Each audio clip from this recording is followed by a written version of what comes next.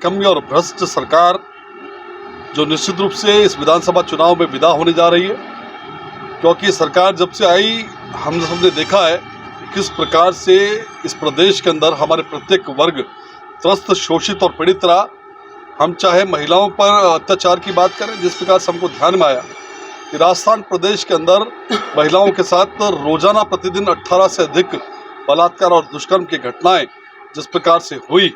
और उसके बावजूद यहाँ के सरकार के मंत्री ये कहते हैं कि मर्दों का प्रदेश है, ऐसा होना सामान्य बात है। तो निश्चित रूप से हमारा जो मातृशक्ति रही वो शोषित, पीड़ित और रही।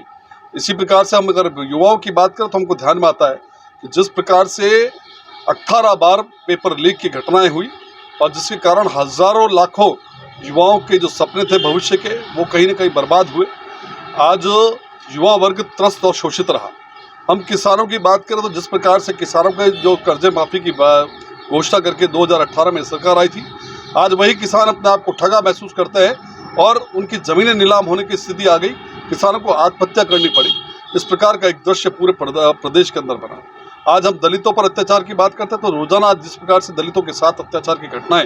इन जो पूरे 4.5 वर्षों में रही, तो हम सबको ध्यान में कि दलित वर्ग भी शोषित और पीड़ित रहा। और इस प्रदेश की जनता ने मनमानस बना लिया इस नकारा, निकम्मी और भ्रष्ट सरकार को,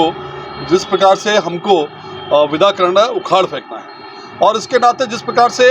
इस कांग्रेस सरकार ने जो 4.5 साल तक लगातार होटलों में, रिसोर्ट में बंद रही, अपनी आपसी गुटबाजी के चलते जिस प्रकार से झगड़ों के अंदर जनता की ओर ध्यान नहीं दिया। जैसे कोरोना जैसी महामारी भी हमको ध्यान में आई, तो उस कोरोना जैसी महामारी में भी ये सरकार रिसोर्ट्स के अंदर बंद रही और केवल अंतिम समय में जनता को भ्रम में डालने के लिए जिस प्रकार की योजनाएं लाई, राहत शिविर लगाए जो कि आहत शिविर साबित हुए, और जिस प्रकार से गारंटी योजना, आज ये देखिए ये गारंटी देने की बात करते हैं, किस प्रकार की गारंटी दे रहे हैं। आज जब ये देश के अंदर, प्रदेश के अंदर कानून व्यवस्था नहीं संभाल पा रहे, आज जिस प्रकार से अत्याचार और बलात्कार की घटनाएं हो रही उनको नहीं संभाल पा रहे, तो जब सामान्य आदमी को एक सामान्य गारंटी उसकी सुरक्षा की नहीं दे सकते, तो इनकी सारी योजनाएं नकारा और निकम्मी और बिल्कुल विफल रही। और इसका परिणाम भी हमने देखा कि कल जब कांग्रेस प्रत्याशी के समर्थन में माननीय मुख्यमंत्री अशोक गहलोत यहाँ पधारे,